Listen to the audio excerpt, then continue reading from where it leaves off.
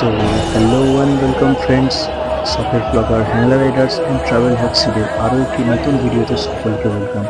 জয় জগন্নাথ। যেমনটা দেখতে পাচ্ছ, আজকে আমরা এসে গেছি ভগবান জগন্নাথের উল্টো রথযাত্রা বা পূর্ণ রথযাত্রায় অংশগ্রহণ করতে।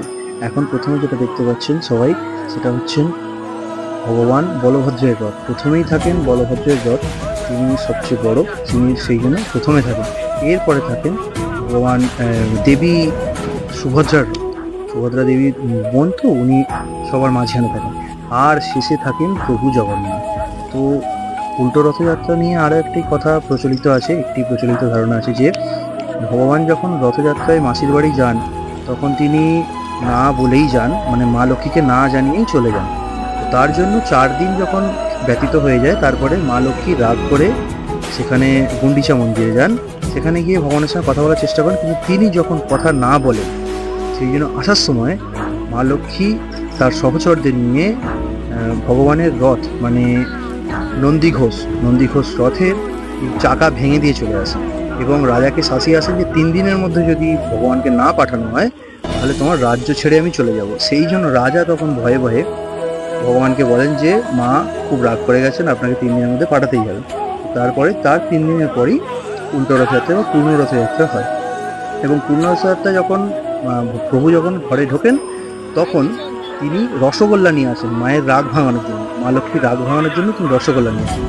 এই হচ্ছে দেবী সুভদ্রা দেবীর রথ। আর সুভদ্রা দেবীর রথের চালক হলেন, সারথি হলেন অর্জুন। অর্জুন একাধারে কৃষ্ণ বা জগন্নাথের বন্ধু এবং সুভদ্রার স্বামী হন। তাই জন্য এই রথের সারথি তিনি। এরপরে আসবে প্রভু জগন্নাথ। এই বছরে পুরীতে রথযাত্রায় প্রায় 15 লক্ষ লোক হয়েছিল এবং সকলেই খুব ভালোভাবে, আজকের দিনটা আজকে তো মানে খুব ভালো বৃষ্টি হয়নি, আকাশ পরিষ্কার ছিল। আর এই দূরে দেখতে পাওয়া যাচ্ছে প্রভু জগন্নাথের নন্দীঘোষের দর্শনে সকলের পাপ মোচন হয়ে যায়। নন্দীঘোষ দর্শনে প্রভু যখন নন্দীঘোষে আরোহণ করে থাকেন, প্রভুর নন্দীঘোষের উপর আরোহণ করার দৃশ্য দর্শন করলে জন্মমৃত্যুর চক্র থেকে মানুষ মুক্তি পায়।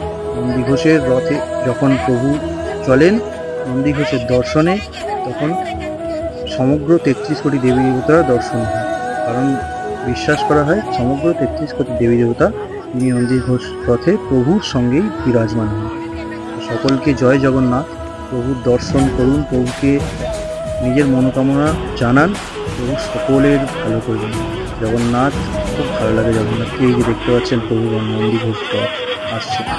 সকলকে ভিডিওটা শেষ পর্যন্ত দেখার জন্য সকলকে ধন্যবাদ। যে সকল বন্ধুরা নতুন আছো তাদেরকে রিকোয়েস্ট করব, লাইক করো, শেয়ার করো, সাবস্ক্রাইব করো।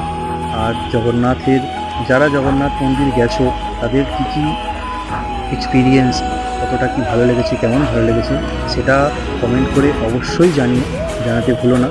এবং এই ধরনের আরও কন্টেন্ট দেখার জন্য তোমরা কমেন্ট করো আর কী ধরনের কন্টেন্ট তোমরা দেখতে চাও। আর প্রভুর আশীর্বাদ পাওয়ার পরে সকলে জয় জগন্নাথ লিখি কমেন্টে, জয় জগন্নাথ লিখি। ভিডিওটা এখানেই শেষ করছি। জয় জগন্নাথ।